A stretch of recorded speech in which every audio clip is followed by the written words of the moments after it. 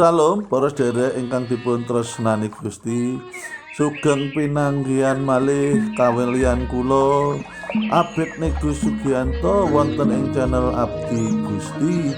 Kaparenga monggo kawigatosan menika kula lan panjenengan badhe ngrenungaken dawuh pangandikanipun Gusti. Pramila sakdaringipun kawula aturi monggo kita tumungkul sesarengan ngunjuk ndedonga wonten ing ngarsanipun Gusti. Rama ingkang adhedhampar wonten ing kraton swarga, pinujiya asma Paduka.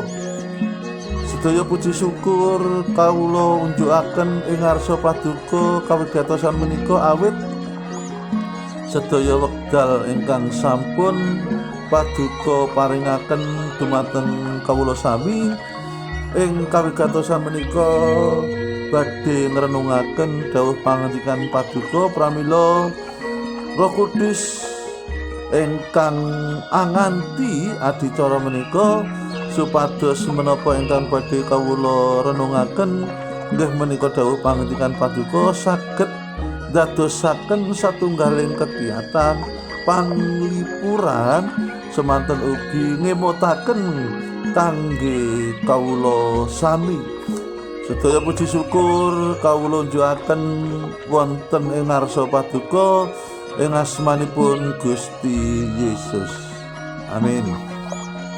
Para sedherek, monggo sesarengan kita mbikak wonten ing seratan Yeremia 29 ayat ingkang kaping 11. Mekaten, awit ingsun iki nguningani rancangan sun tumrap sira, yaiku rancangan tentrem rahayu lan dudu rancangan bilai, yaiku supaya sira kebak pangarep-arep kang becik tumrap ing besoke. Para sedherek, sinten piyantun ingkang boten gadah pangajeng-ajeng ingkang sae ing besok ing benjingipun kangge kawula kita sesarengan, kangge keluarga, kangge putra wayah sedaya gadahi satunggaling kepinginan supados manggih gesang ingkang mulya, gesang ingkang becik sae tentrem rahayu boten kirang satunggaling menapa. Nah, menika sejatosipun ingkang dipun rancang Gusti kangge kita sedaya ingkang kaserat ing menika.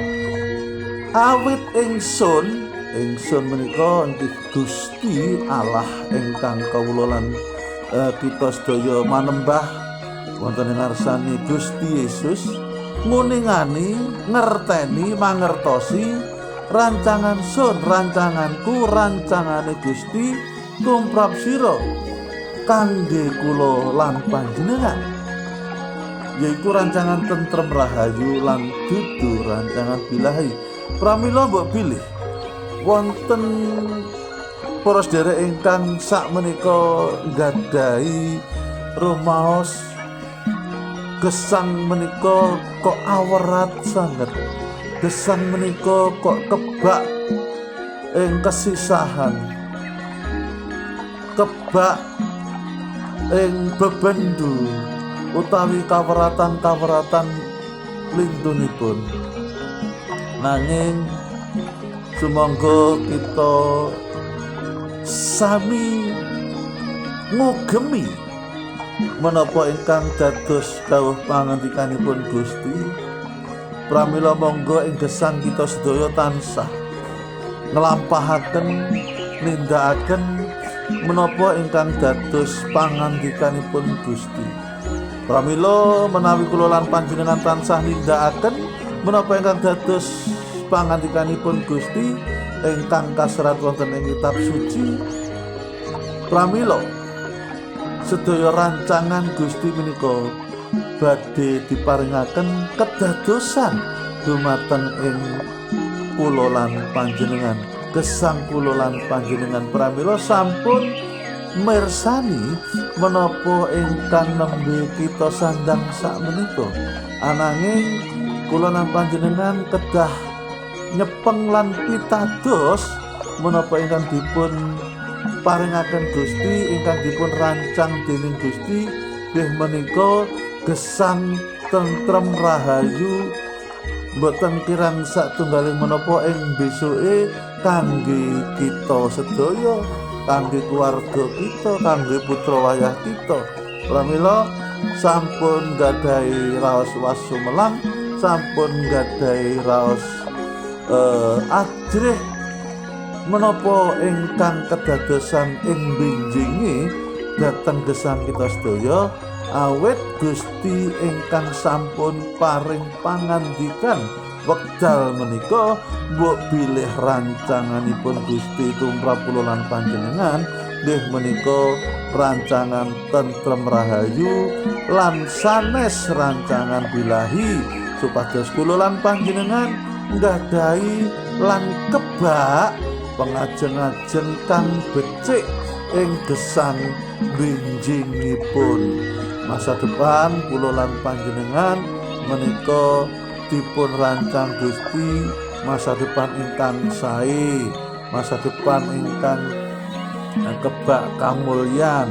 Pramila sampun owah lan gingsir tansah ngugemi menapa ing dados kawigatosan kita boten sanes nglampahaken menapa ingkang dipun ngendikaken Gusti dumateng kawula lan panjenengan metapa mawon ingkang nembe kedadosan wonten ing gesang kita sedaya. Sampun dados sedaya perkawis menika pepalang anggen kula lan panjenengan tansah pitados dumateng Gusti menapa ingkang kawula lan panjenengan nembe sandang sae napa boten sae sampun ndadosaken satunggaling pepalang kangge kita tetep ngugemi lan pitados mbok bilih rancanganipun Gusti kangge kula lan panjenengan menika rancangan ingkang tentrem rahayu, rancangan ingkang becik. Amin. Gusti amberkahi kita sedaya. Monggo kita sepindah malih tumungkul munjuk puji syukur dumateng ngarsanipun Gusti. Rama kawula ingkang adhedhampar ing kraton swarga, pinujiya asma paduka Rama. Sedaya puji syukur kawula unjukaken dumateng ngarsa paduka ing pundi kawula sami sampun ngrenungaken dawuh pangandikan paduka.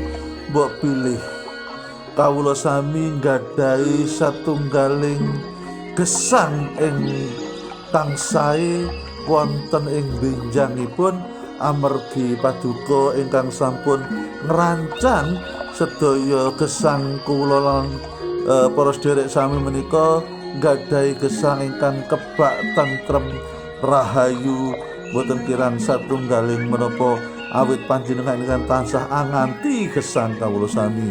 Manuwun sembah nuwun kawula aturaken dumateng ngarsa paduka Roh Kudus ingkang tansah anganti wonten ing gesang kawula sami ingkang badhe tansah ngepotaken ingkang paring panglipuran dumateng kawula sami anggen kawula sami nglampahi gesang wonten ing sedaya berkah paduka.